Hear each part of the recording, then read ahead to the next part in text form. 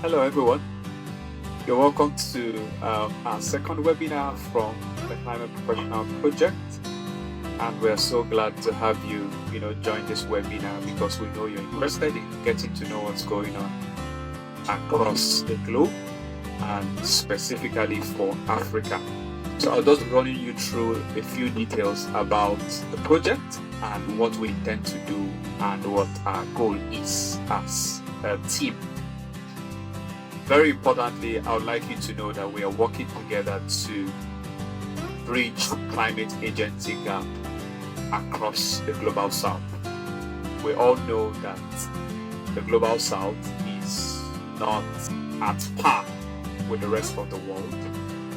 And by Global South, some of you may ask what Global South means. Global South means countries who are, for one reason or the other, based on geography, also based on certain socio-economical indices, they are not at the same level as the developed nations of the world. So you can call them more like third world countries. That's a category that many of the Global South nations fall into. So there is a climate revolution, there is an environmental revolution, and Africa is really climate vulnerable.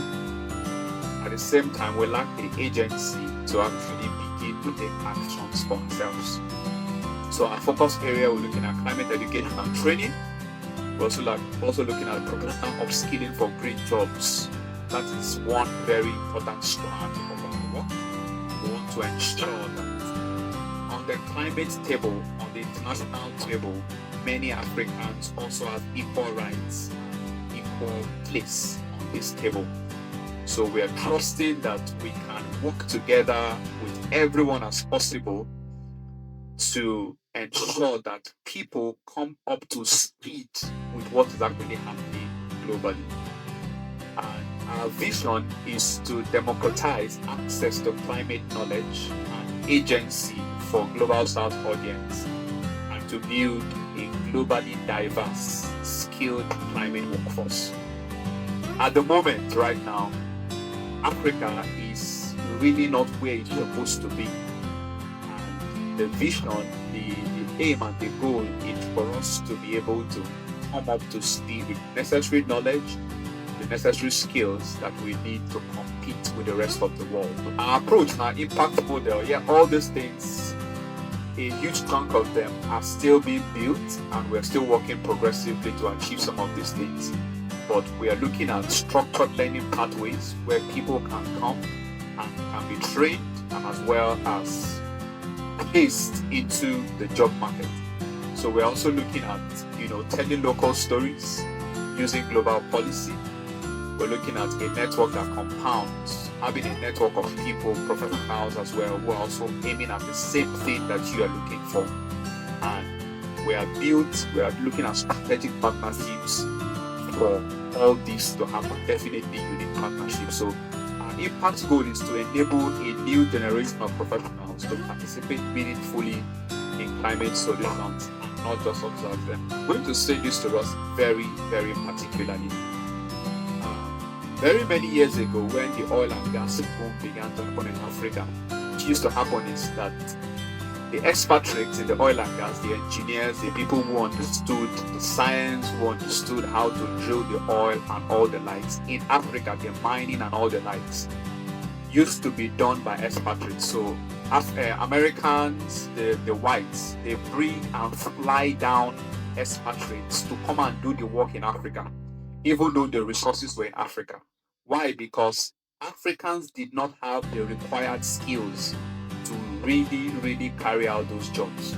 Only after many years before Africa began to come up to stage and come up to par and to say we can do these jobs ourselves. And it is a similar situation right now, even in Africa. There are several opportunities, there are several jobs that are going to be coming up, that are going to be showing up based on the funding that is being pumped into Africa. Because Africa is climate vulnerable. Many of the climate disaster, the environmental hazards and situations that happen all over the world, a huge chunk happens in Africa. And the time of recovery is so much and so wide. So there's a lot of funds being pumped into Africa to carry out these solutions, to carry out this project in Africa. But the problem may be that in a couple of years or even presently, Africans are not equipped with the skills, with the knowledge, with the experience to undertake these jobs.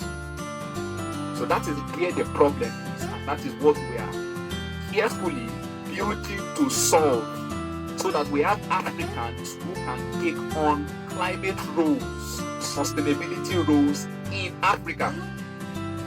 The jobs are paid heavily in foreign currencies, but you have to be domiciled in Africa. So if we do not begin to build that skills gap right now, it means that as the jobs and as the market begins to grow exponentially up until 2030, 2050 and beyond, what will happen is that many persons will not be able to take on those jobs because they do not have the required skills.